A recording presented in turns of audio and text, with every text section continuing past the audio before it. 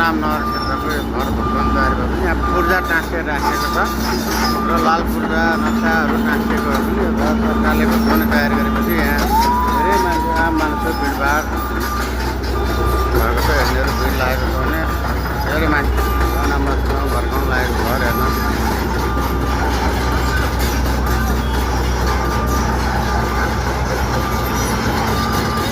व्यापक भिडभाड मान्छेहरू यहाँ आतङ्कित बनेका छन्।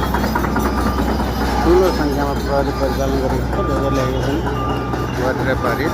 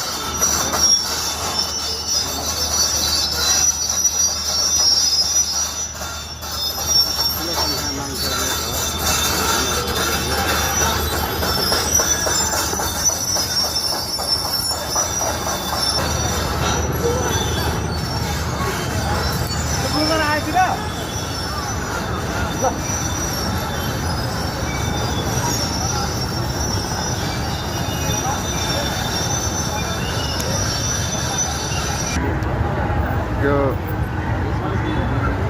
रुद्रमती अनामनगर चोक साइडको सार्वजनिक सङ्ख्यामा बनेका मिक्सेका घरका हरा बटाउने क्रम सुरु भएपछि यहाँ ठुलो सङ्ख्यामा सुरक्षाकर्मी र सरसारहरू निकै उसमा हेरिरहेका छन्, देखिरहेका छन् र सामान खाली गरिसकेपछि घर भत्काउने भन्ने जानकारी हामीले पाएका छौँ। र यसरी सार्वजनिक जग्गामा बनेका घर टहरा भत्काएर फराकिलो बनाउने अभियान सुरु भएको छ देशभर।